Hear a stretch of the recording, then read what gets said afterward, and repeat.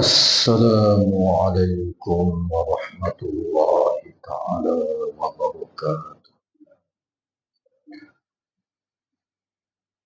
الحمد لله رب العالمين، والصلاة والسلام على أشرف الأنبياء والمرسلين وعلى آله وصحبه أجمعين. أما yang dihormati dan dikasihi Al-Fadhil Tuan Imam pada malam menjemputan itu datang dari jauh. Yang dihormati dan dikasihi Al-Fadhil Ustaz Syukri S. Surau. Yang dihormati dan dikasihi Abang Li, Abang Zulki dan surau kita. Seterusnya muslimin dan muslimat yang saya hormati dan saya kasihi sekalian. InsyaAllah pada malam yang mulia ini kita sambung lagi pengajian hadis Sahih Muslim kita daripada kitab Mukhtasar Sahih Muslim. Muka surat 350. Kita masih lagi di bawah tajuk besarnya Kitabus Saum, kitab berkenaan dengan puasa. Dan pada malam ini tajuk yang ke-29, tajuk kecil yang ke-29, Man qada, puasa orang yang telah meninggal. Orang mati, orang hiduplah. Man qada, puasa untuk orang yang telah meninggal. Kita tengok hadis 609. Ana Aisyah radhiyallahu ta'ala anha anna Rasulullah sallallahu alaihi wasallam qala mata wa alaihi siyamun sama anhu waliyuhu. Dari Aisyah radhiyallahu ta'ala anha bahawa Rasulullah sallallahu alaihi wasallam bersabda, barang siapa yang meninggal dunia sedangkan dia memiliki tanggungan puasa, ada puasa yang dia tidak tunai dan dia tidak qada, maka hendaklah walinya berpuasa atas dirinya sebagai pengganti puasa. Waliyuhu, walinya hendaklah mengganti puasa.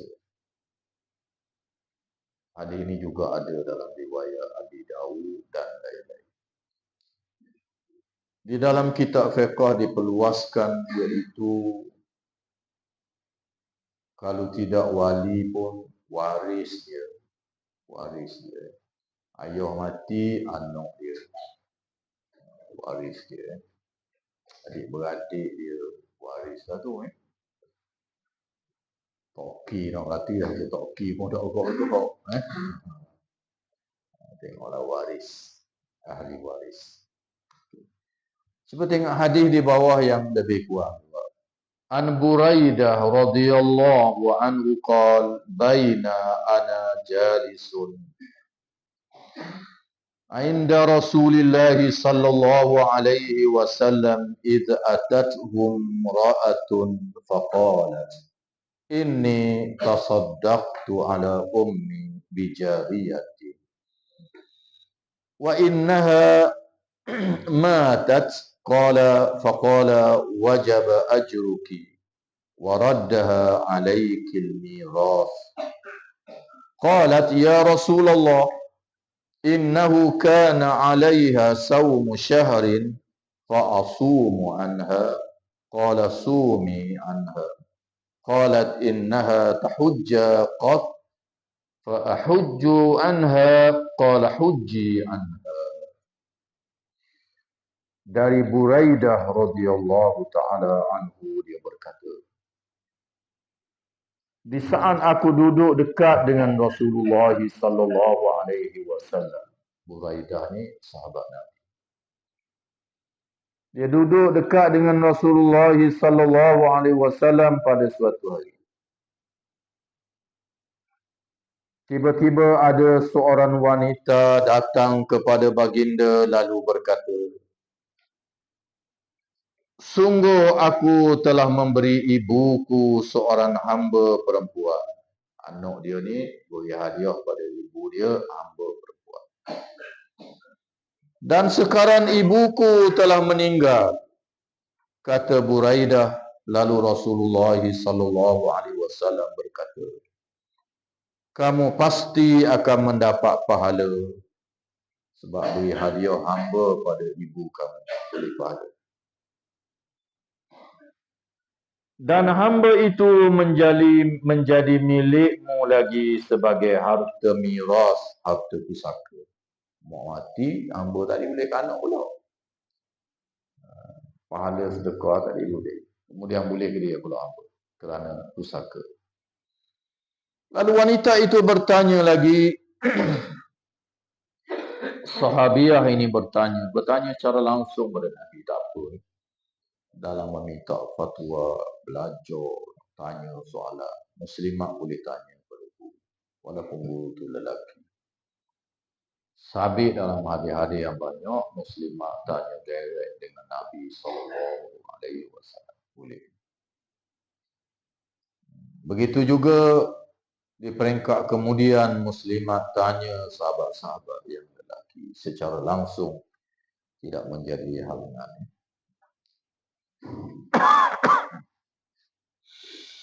Lalu wanita itu bertanya lagi kepada Nabi, "Wahai Rasulullah, sesungguhnya ibuku masih memiliki tanggungan puasa 1 bulan. Tak puasa 1 bulan. Apakah aku patut berpuasa untuknya?" Rasulullah sallallahu alaihi wasallam menjawab, "Berpuasalah untuknya. Puasalah atas." Lalu wanita itu berkata, "Ibuku juga belum pernah menunaikan haji. Apakah aku patut menunaikan haji baginya?" Rasulullah sallallahu alaihi wasallam menjawab, "Tunaikanlah haji untuknya." Kata Nabi, "Huji anha," kau tunaikanlah haji untuk. Hadis ini ada dalam Abi Dawud, Al-Imam At-Tirmizi di dalam Sunan, Al-Imam Ibnu Majah menyebut di dalam Sunan, dan beberapa ulama hadis lagi menyebut status hadis ini adalah sahih.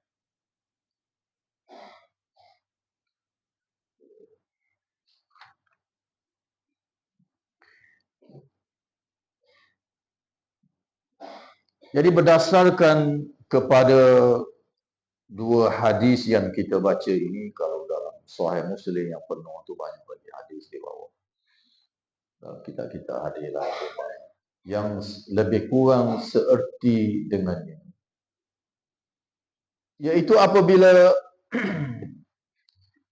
seseorang itu dia tinggal puasa, dia tak dapat menunaikan ibadah haji semasa hidupnya. Sebab haji ini tidak wajib tunai selalu. Apatah lagi di zaman kita hari ini ada kotanya. Ada kota. Kalau daftar tahun lepas, saya daftar sebelum saya pergi haji tahun lepas. Anak saya orang susah lagi tak daftar. Lang-lang bawa pasal haji itu daftar. Daftar tahun lepas, tahun ni tak tahu. Tahun 2070. Dia pergi haji. Kalau berumur dah ni baru daftar. Kata orang dia. Okay. Dia ada duit. Mati. Lagu mana? Maka kena upah haji. Dipanggil badal haji. Kena bayar. Kita mati dah, dah nak upah dah. Waris kena upah. Kita tak buat juga. Jadi kewajipan itu adalah kewajipan waris yang menerima pusaka.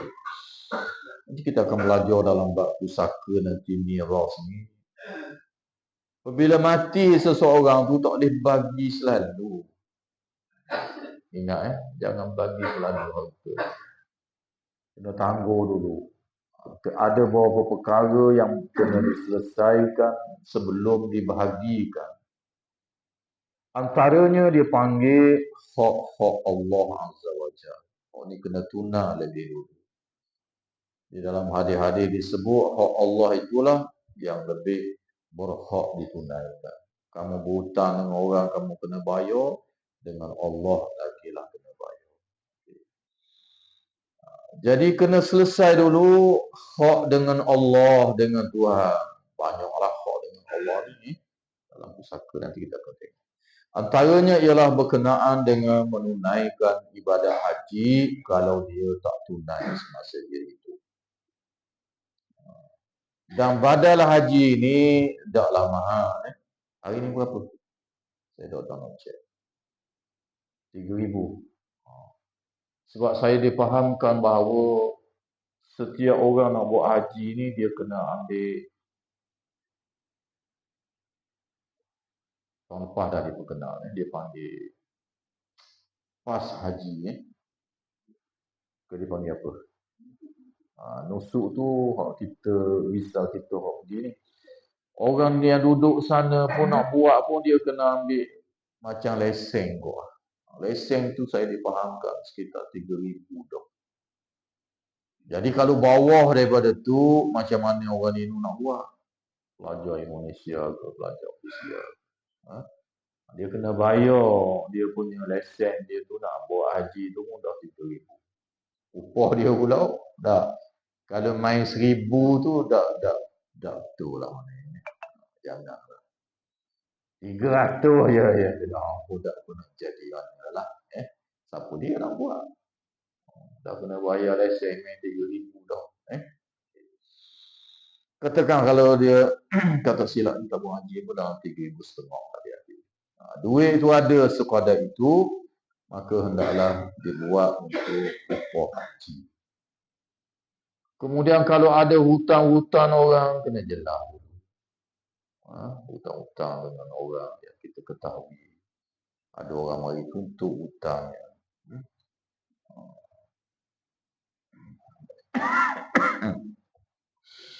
Ada fidyah puasa yang dia tidak tunai.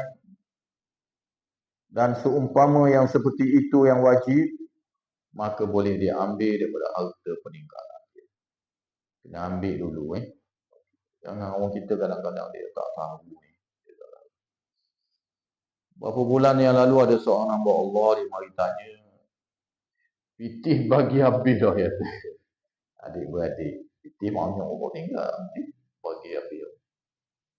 Tiba-tiba ayah tak pergi haji lagi. Duit banyak tu. Nak buat lagu anda sah. Bagi habis dah. Nak buat lagu anda. Maka dia kata, kalau buat keluar duit dia saja, bayar boleh tak? Saya kata boleh. Okay. Minta dengan adik-beradik pun ambil licin dah. Itih sekejap je. Sebab tu kena faham. Saka dan sebagainya. Kena kalau tak pergi haji lagi, kena upah anak-anak lah. Dalam hadis tadi dia kata apa? Mak dia tak buat haji lagi. Dia kena buat haji dah. Nabi kata, uji anak, tunaikan haji untuk dia. Dalam hadis-hadis yang lain, Nabi tanya dia, dalam orang lain pula lah sahabatnya. Ada ibu bapa tak tunai haji, kena tunai dah. Nabi tanya, kalau dia ada hutang, kena bayar dah. Kena bayar gitu. Maka begitulah hutang dengan Allah lebih berhak lagi dibayar. Itulah di dalam hadis-hadis yang banyak berhubung dengan perkara ini, yang hadis-hadis itu semua adalah sahih datang dari Nabi sallallahu alaihi wasallam. Ramai masyarakat kita ni tak tahu. Ramai. Terutamanya pusaka. Jarang nanti orang mengajar pusaka ni. Tak. Jarang. InsyaAllah sampai pada bab nanti kita akan uraikan.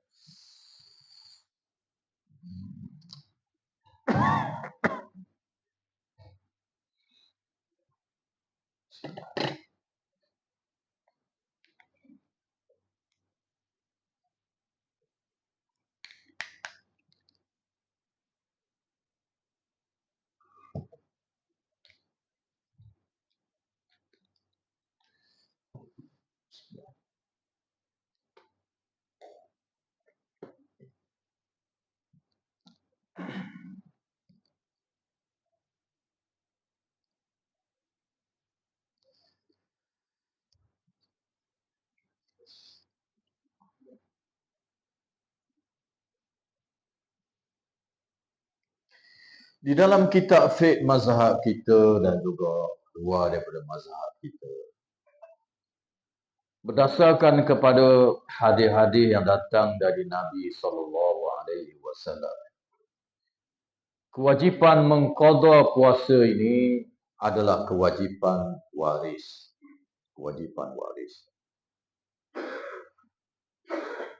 Dan kewajipan qada puasa ini ialah bagi orang yang tidak melaksanakan puasanya.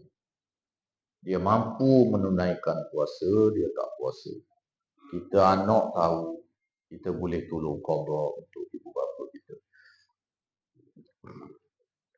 Jika sekiranya seseorang itu mati dalam keadaan dia sakit teruk, pulang puasa sebulan sakit teruk, okay. Dah habis lagi puasa, mati. Dia berbuka puasa kerana dia sakit, kena kanser dan seumpamanya. Dia tak mampu berpuasa. Hukumnya harus dia berbuka. Dia tak puasa lah. Tiba-tiba dia mati. Lagu mana? Kalau hak macam ini, kata para ulama, maka para waris tidak payah mengqada. Sebab dia tak puasa itu, dia tak berdosa.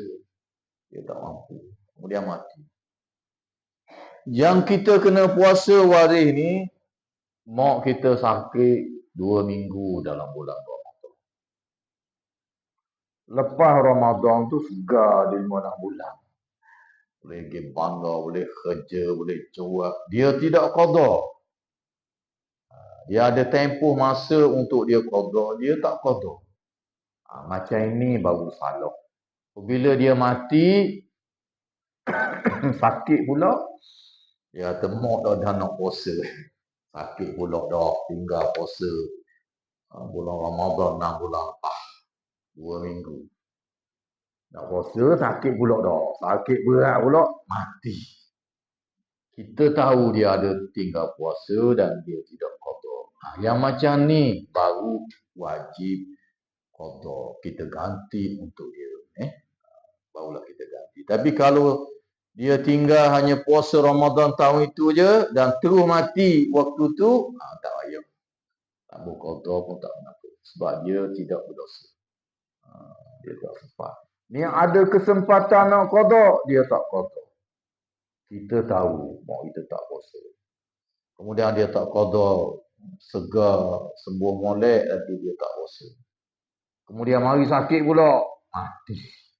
Maka ini yang dikatakan waris kena ganti kalau dia ada hutang dengan Allah Azza wa Jalla. Sebahagian ulama dalam mazhab kita yang muktamadnya orang luar tak boleh ganti, kena waris. Adanya sebut wali ataupun dalam setengah tu waris.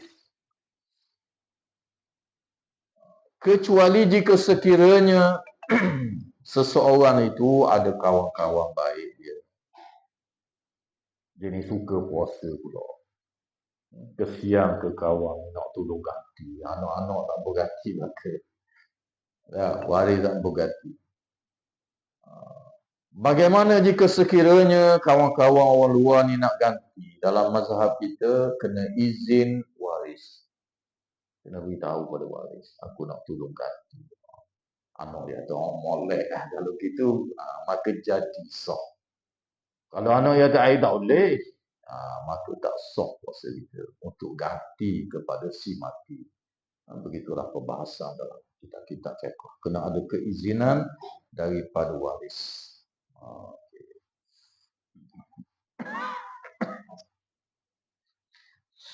Cuba kita tengok tajuk yang seterusnya yang ke-30, firman Allah Subhanahu wa taala, dan orang-orang yang berat untuk menjalankan puasa. Jika mereka meninggalkannya, maka wajib membayar fidyah. Hadisnya 611. An Salamata ibn al-Aqwa radhiyallahu anhu qala, lamma nazalat hadhihi al-ayatu wa 'ala alladhina yutiqunahu fidyatun ta'amu miskin. Kana man arada an yuftira wa yaftadi hatta nazalatil ayatu allati ba'daha fanasakhatha. Dari Salamah bin Aqwa radhiyallahu taala anhu, seorang sahabat Nabi yang terkenal. Dia berkata ketika turunnya firman Allah taala, wa 'alal ladzina yutiqunahu fidyatun ta'amu miskin.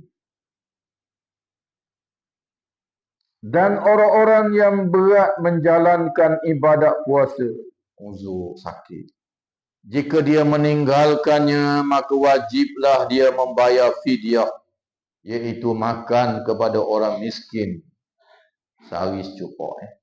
Hadis-hadis yang lain. Surah Al-Baqarah ayat 184. Maka ada orang yang ingin berbuka, lalu dia membayar fidyah. Sehinggalah turun ayat yang berikutnya. Lalu ayat yang berikut itu menasahkan ayat ini. Ayat yang sesudah ayat yang kita baca ini ialah faman syahida minkum syahra falyasum. Barang siapa yang tengok anak bulan, maka hendaklah dia berpuasa. Anak bulan Ramadan. Membatalkan ayat fidyah. Mereka awalnya puasa ni, jika sekiranya seseorang itu uzur, boleh bayar berah dulu. Tak bayar puasa lah. Tak bayar puasa dan tak bayar qada. Tetapi apabila turun ayat yang selepasnya dikatakan menasahkan ayat ini, maka tak boleh lagi kita nak bayar fidyah kerana sakit, kerana uzur, sakit dan lain-lain. Apabila kita meninggalkan puasa, hendaklah kita mengganti puasa itu pada hari yang lain selepas daripada bulan Ramadan. Kena qada.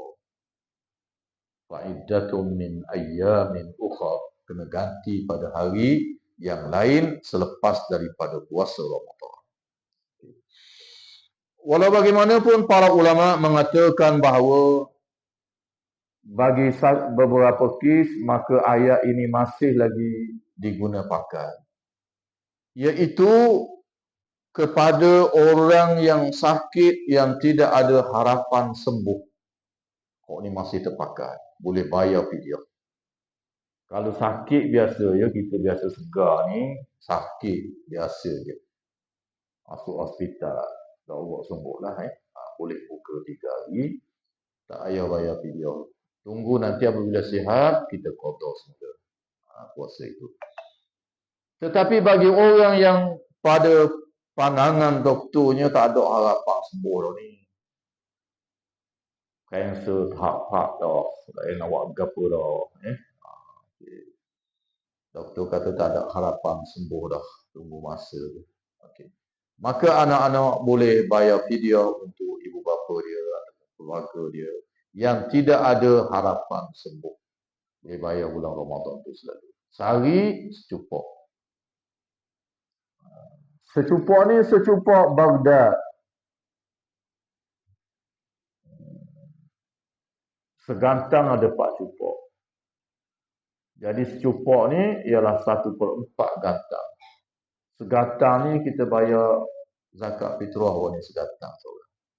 Berapa pun ni segantang?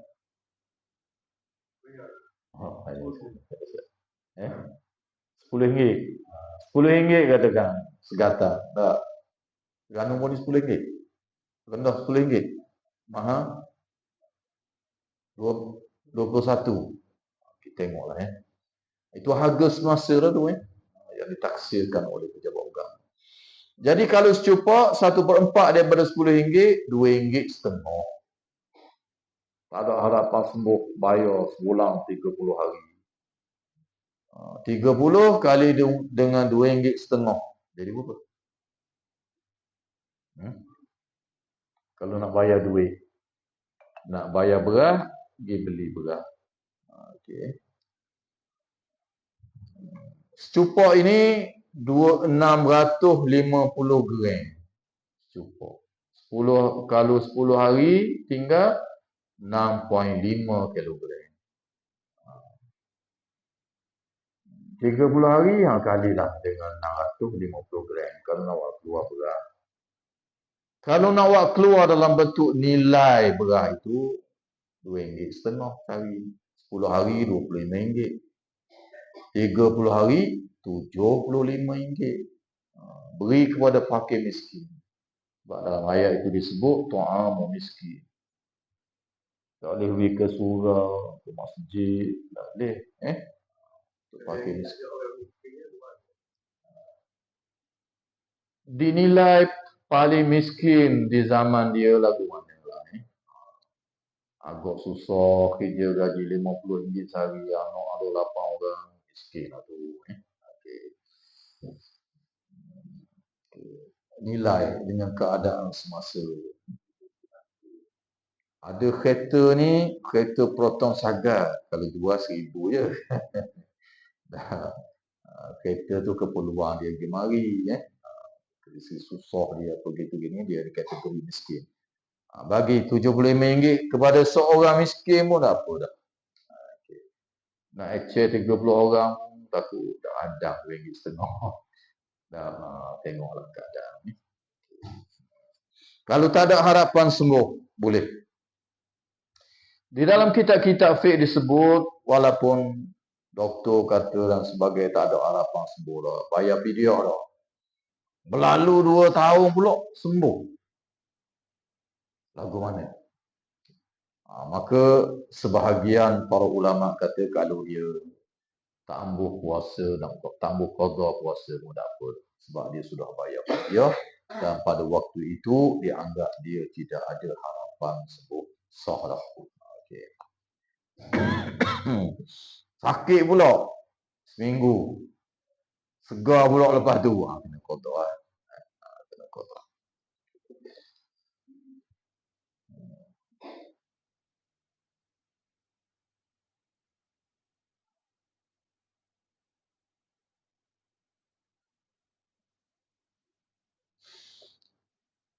Berkenaan dengan fidyah ni juga, ramai juga kadang-kadang orang tak tahu. Tak perasan. Jika sekiranya melangkau Ramadan, dia tak puasa. Mari ke nipah ke apa ke uzur ke sakit. Dia kena puasa dalam tempoh setahun sebelum marinya Ramadan yang akan datang. Tiba-tiba dah mari puasa pula dah. Puasa Ramadan pula. Jadi hak tahun lepas tu lagu mana? Ataupun 10 tahun berlalu. Dak gati-gati.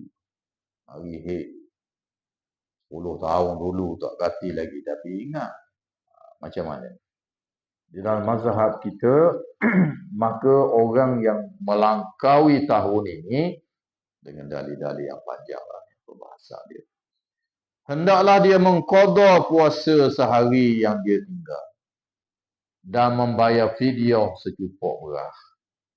Sehari cukup beras jika sekiranya melangkaui tahun. Kalau melangkaui 10 tahun, puasa qada sehari je. Tapi fidyah berganda menjadi 10 cukup. Jadi 10 cukup dalam mazhab kita lah. Kaulian muhtamad. Macam mana maksudnya 10 cupok? Okey, 10 tahun lepas tinggal kediang tu qada dah, ada 1 tahun mari haid 10 hari. Tak puasa 10 hari. Ingat tapi tak puasa-puasa lagi. Maka dia kena qada 10 hari. 10 hari kena qada lah biar cukup. Dan dia kena bayar secara berganda fidyah 10 tahun yang dia tinggal. Cupok sehari RM2.5. Melangkau 10 tahun kena gali pula dengan 10. 10 cupok kena bayar sehari.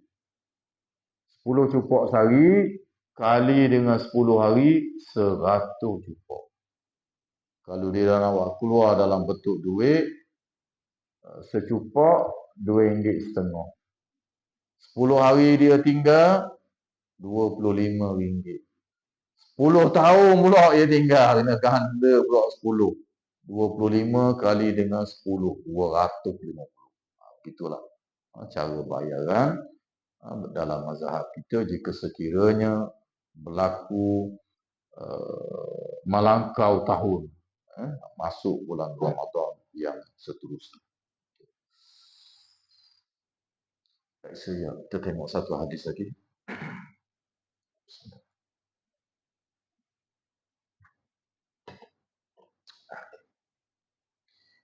Berpuasa dan berbuka dalam beberapa bulan. An Abdullah ibni Syaqiq qal qultu li Aisyah radhiyallahu ta'ala anha akana Rasulullah sallallahu alaihi wasallam yasumu syahran kullahu qalat ma alimtuhu sama syahran kullahu illa Ramadan wala aftarahu kullahu hatta yasuma minhu hatta mada li sabilihi sallallahu alaihi wasallam. Daripada Abdullah bin Syaqiq, dia berkata, aku bertanya kepada Aisyah radhiyallahu taala anha. Abdullah bin Syaqiq ni ulama tabi'in. Dia tanya Aisyah radhiyallahu taala anha, adakah Rasulullah sallallahu alaihi wasallam berpuasa sebulan penuh? Aisyah menjawab, aku tidak pernah mengetahui baginda berpuasa sebulan penuh selain daripada bulan Ramadan. Bulan Ramadan je Nabi puasa penuh. Manakala bulan-bulan lain aku tak tahu. Dan baginda juga tidak pernah berbuka, iaitu tidak berpuasa dalam sebulan penuh sehingga baginda berpuasa dalam beberapa hari. Sehinggalah amalan ini dilakukan oleh Nabi sampai kepada wafat Nabi SAW. Jadi ada orang tanya Aisyah, bagaimana, ada tak bulan-bulan lain ni Nabi puasa penuh sebulan? Kalau ikut hadis sahih Muslim yang kita baca ni, Aisyah kata setahu dia tak ada. Ada hari-hari dia berbuka. Dia puasa banyak pun ada juga hari dia berbuka. Begitu juga Aisyah tambah lagi, setahu akunya tidak ada satu bulan ni Nabi buka sepanjang bulan. Tak puasa sehari tak ada juga. Ada juga dia puasa. Isnin Khamis baik, puasa hari Bid, hari-hari putih baik. Artinya Nabi ni ada puasa, ada buka. Ada puasa, ada buka. Puasa penuh sebulan, 2 bulan betul-betul tidak ada. Kalau ikut hadis Aisyah ni ada. Okay. Begitulah gambaran puasa Nabi sallallahu alaihi wasallam. Yang Nabi puasa penuh sungguhnya Ramadan, kata Aisyah radhiyallahu taala anha. Okay. Cuba tengok satu lagi, keutamaan puasa kerana Allah Azza wa Jalla. Puasa fi sabilillah. An Abi Sa'id al-Khudri radhiyallahu ta'ala anhu qala qala Rasulullah sallallahu alaihi wasallam Ma min 'abdin yasumu yawman fi sabilillah illa ba'adallahu bidzalika al-yawm wajhahu 'anil nari sab'ina kharifan.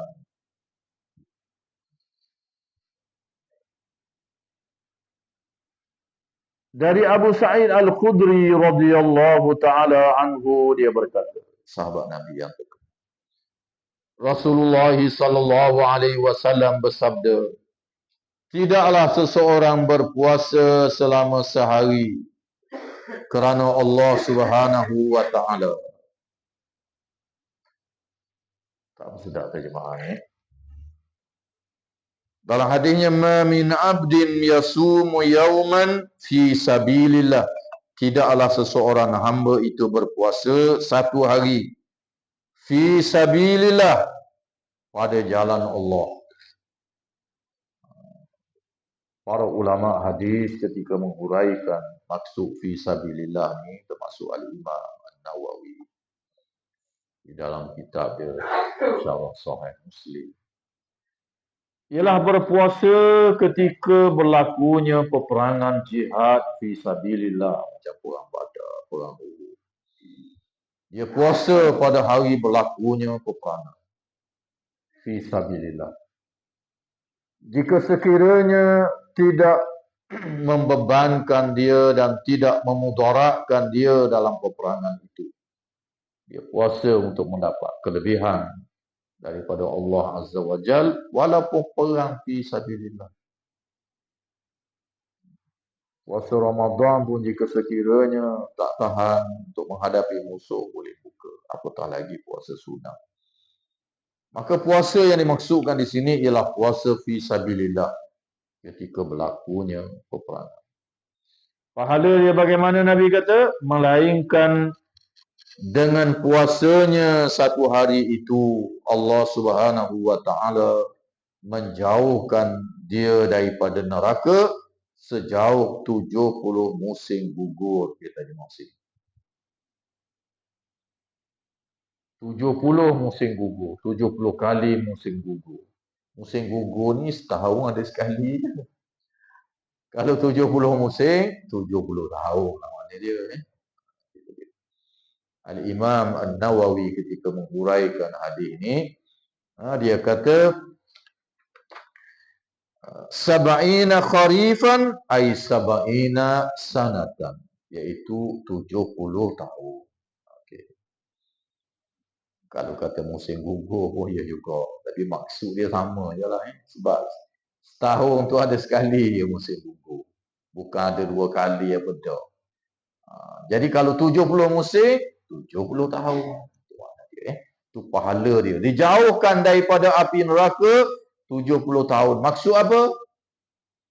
Para ulama hadis mengatakan ialah dijauhkan jarak perjalanan selama 70 tahun berjalan. Daripada neraka tu dijauhkan. 70 tahun, bayangkan puasa sehari. Kalau puasa 2 hari, 3 hari, begitulah. Ganjaran puasa ketika di dalam peperangan fi sabilillah. Besarnya pahala yang diganjarkan oleh Allah Azza wa Jalla, yang disebut di dalam hadis yang sahih yang kita baca ini, yang diriwayatkan oleh Imam Muslim. Tak apalah, pahala besar macam mana pun dah, hadis sahih mari daripada Nabi sungguh, sabit datang daripada Nabi sungguh, tak apa. Tetapi benda-benda yang kelebihan dia besar begitu begini tak ada dalam hadis yang sahih. Itulah jadi. Kelebihannya begitu, kelebihannya begini. Dalam hadis ada tak? Tak ada. Macam ni tak boleh.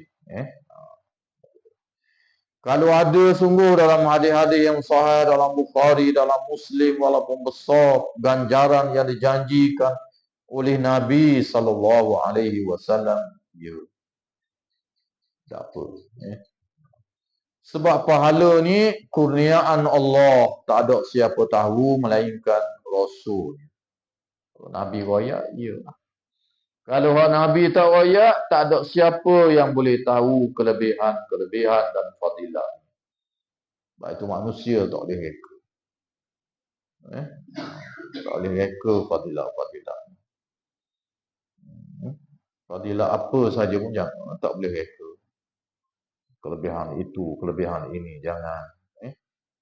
Banyak sangat orang tunjuk pada saya video-video ustaz-ustaz yang mengajar. Ustaz-ustaz yang masyhur, bukan sembarangan ni. Kelebihan baca ni, zikir ni, begitu begini. Allah.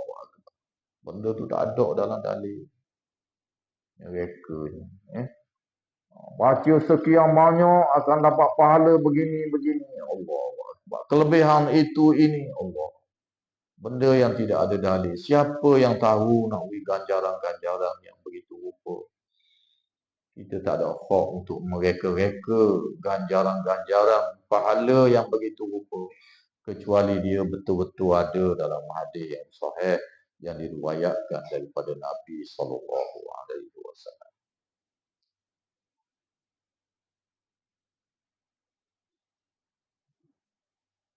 Tersebar dalam masyarakat kita. Kelebihan pakar lamban capa pun ada. Allahu Akbar. Katanya capa betul selipar Nabi SAW. Betul macam ni. Capa ni pun tidak sahih riwayat mai daripada Nabi. Nabi pakai capa tu, pakai selipar. Ya, sahih. Ada dalam Bukhari, ada dalam Muslim dan lain-lain. Betul capa tu tak sahih. Beratus tahun kemudian orang mula reka betul capa Nabi. Tak ada dalam riwayat-riwayat yang sahih betul dia. Orang reka kemudian beratus tahun selepas wafat Nabi SAW. Kemudian disebar pula dengan fadilah itu, fadilah ini. Aduh. Keping kertas nah. Pakar ni kelebihan dia begitu, kelebihan dia begini. Allah, berpuluh kelebihan. Bohong. Jangan kita percaya. Tak ada dalam hadis-hadis Nabi SAW.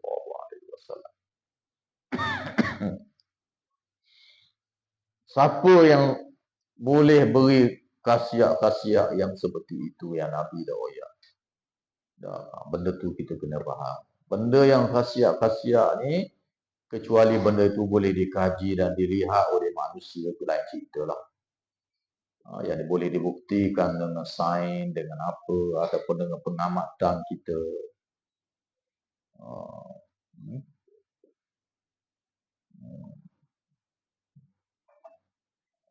Makan daun mungga, kelebihan dia begini-begini dari segi saintifiknya. Kandungan di dalamnya begini-begini. Ada apa lah. Dalamnya ada vitamin A, vitamin C, vitamin itu, vitamin ini. Ada apa. Boleh dibuktikan. Kelebihan vitamin ini pula gitu. Tidak apa lah. Okay. Ini yang melibatkan kepercayaan ghaib. Begitu begini. Tak boleh lah. Jangan. Walaupun yang ghaib itu Tok Guru, ada pondok besar. Yang telah saya sebut contohnya dalam kuliah saya beberapa minggu yang lalu, ada orang tanya, betul tak kelebihan zikir ya tarim wa ahlaha, ya tarim wa ahlaha. Banyak ustaz-ustaz yang mengajar, yang sebar video ini. Wahai bandar tarim dan penduduknya. Kelebihan-kelebihan dia cerita tu gerung kita dengar. Siapa yang anak dara yang tak ada suami lagi, baca ni, insya-Allah boleh suami. Fadilah. Allahu Akbar. Nak sebut pun malah. Macam-macam fadilahnya cerita. Mari mana zikir tu pun bukan Nabi ajar, yang mereka reka sendiri. Mari fadilah-fadilah yang begitu rupa. Siapa yang pandai-pandai nak bagi tahu benda-benda ghaib, ada kelebihan begitu rupa, tak ada siapa yang boleh beritahu melainkan Nabi. Kalau Nabi tak beritahu, dia reka. Hanya orang yang amal. Kalau zikir-zikir Nabi ajar berlambak, paling kurang boleh pahala. Jadi amal benda yang bukan-bukan, yang tak datang dari Nabi SAW. Jangan. Banyak sangat. Ustaz-ustaz, guru yang macam ini mengajar zikir-zikir. Kadang-kadang zikir itu betul. Ada Nabi ajar. Tapi fadilat yang dia goyak tu begitu begini tu tak betul. Jangan mudah kita terpedaya. Kecuali riwayat hadis ada dalam Bukhari riwayat gini. Ada apa? Macam kita baca mana puasa ketika fi sabilillah dalam peperangan jihad. Allah satu hari Allah jauhkan dia 70 tahun perjalanan daripada api neraka Allah. Tak apa, sahih. Nabi yang riwayat. Nabi riwayat dia tahu mana? Allah bagi wahyu. Nabi tak cakap melainkan wahyu. Ini tak tahu mari daripada mana. Tak ada sumber rujukan daripada Nabi SAW. Jangan kita percaya dan jangan sebar. Kadang-kadang satu juga orang kita ni tengok pelik tak sebar lah. Oh pula ke kawan-kawan. Kawan-kawan pun ada juga. Oh pula berjuta disebar. Benda yang tak betul. Jangan. Kena nilai. Walaupun ustaz tu serban besar, pondok besar ada, anak murid ramai, pengikut dia seluruh negara. Jangan. Nilai benda yang dia ajar.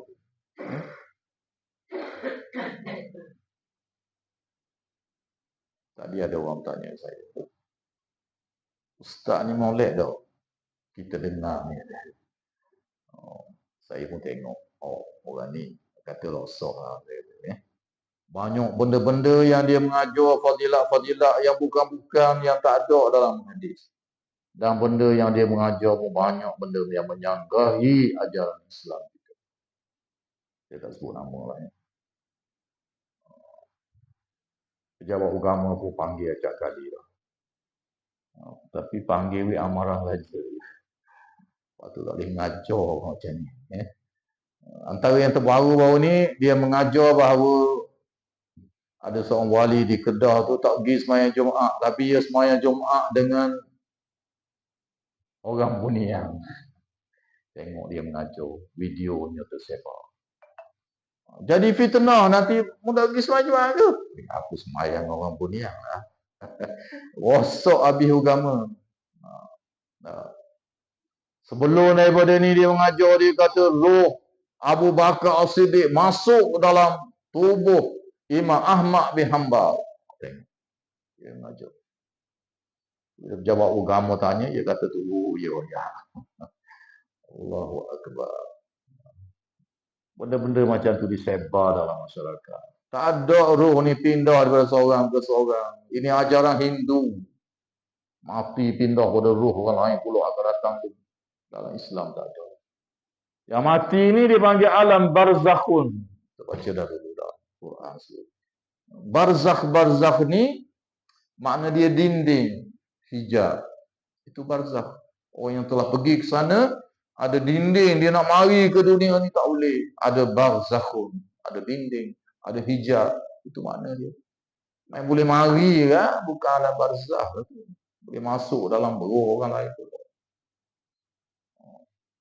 Nabi Adam ni tu mula-mula kedok dia. Tengok aja. Orang percaya.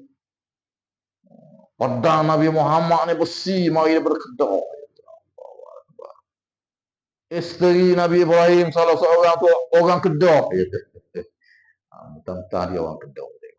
Anak murid tak masuk percaya. Dalil tak ada. Begitulah agama ni tak boleh guna akal begitu saja. Kena ada dalil. Hatta fadilat-fadilat dia kena ada dalil yang sahih yang datang dari Nabi SAW. Jangan direka-reka dengan mudah-mudah. Siang kau. Sekarang itu saja kuliah kita pada malam ini. Aku qauli hadza wa astaghfirullahalazim li wa lakum. Wassalamualaikum warahmatullahi wabarakatuh.